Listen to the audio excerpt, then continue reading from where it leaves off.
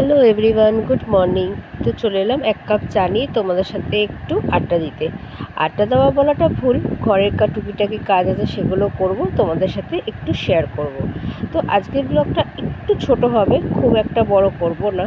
তো দেখো, ঘরটার পরিষ্কার করে রেখেছি। এই শোপিসগুলো কিনেছিলাম অনেক দিন আগে, সাজানো হয়নি। তো আজকে মনে হলো যে ফ্রিজের মাথাটা একটু পরিষ্কার করে একটু সাজাই। ওই পেছনের শোপিসটা দেখছো, ওটা অনেক বছরের শোপিস, ওটাও আমি এখানে ফ্রিজের মাথায় রেখেছি। তারপরে আস্তে আস্তে ফ্রিজের মাথাটা পরিষ্কার টরিষ্কার করে, আলমারির মাথা পরিষ্কার করে, টিভি যেখানে থাকে সেখানটা একটু পরিষ্কার করে নিয়েছিলাম। এখানেও ঘরটা খুব অগোছালো হয়েছিল, পরিষ্কার টরিষ্কার করে জাস্ট এইটুখানি সকাল থেকে করলাম। আপাতত দুপুরে রান্না আছে, রান্না বান্না করে তোমাদের সাথে সেই ভিডিওটা শেয়ার করব।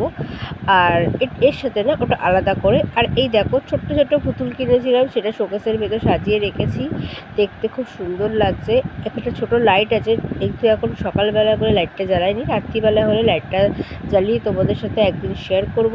তো লাইক কমেন্ট শেয়ার করে চ্যানেলটা সাবস্ক্রাইব করো। টাটা।